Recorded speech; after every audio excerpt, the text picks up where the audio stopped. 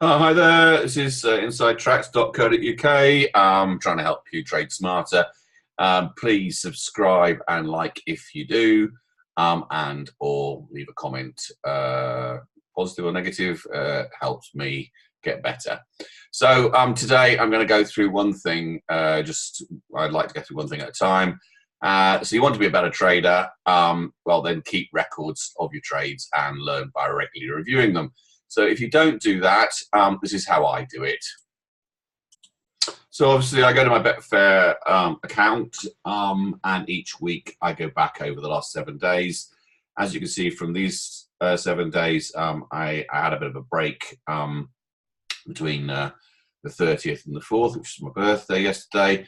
And so what I've done is I've looked at the last, well, basically it was a short day then, and two, so basically 3 days trading. I've got the amounts down here of the different trading types. You can see that the profit for the 3 days was about 71 quid, not really huge. I generally bring in about 200 a week, so it was a slightly slower week this week because I wasn't around. I didn't do very much on the 30th. So I'll go through what I do. So basically. I look at the trades and I look at how I've done a particular look at the large numbers. So the numbers where I've done well, and I like to see how those were made up. I also look for the negatives, see what happened there as well. So let's just take this one. You can go into this particular trade.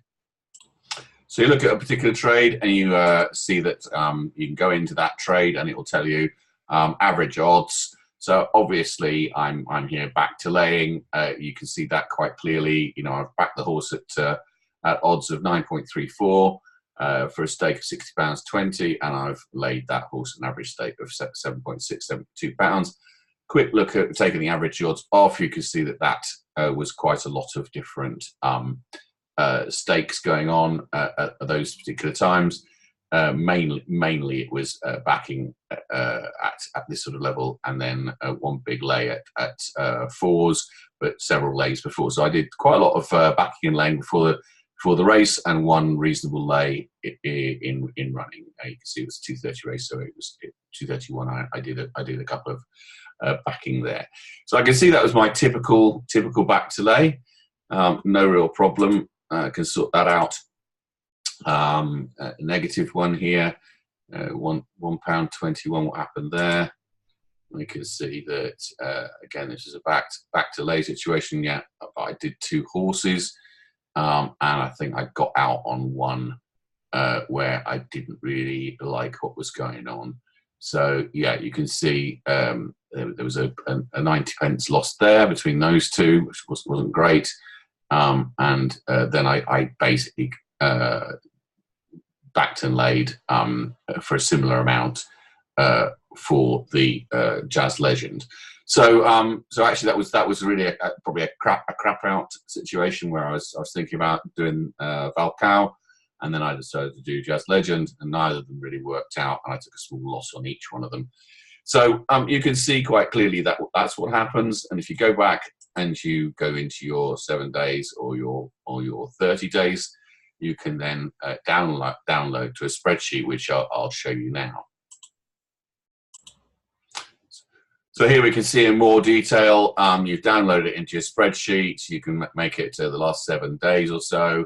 You can see a bit more clearly what's been going on, and spot more quickly, and actually pick out and put comments beside your last 7 days or your last month. I'll show you the last month. Hold on a minute. So here you can see the last month.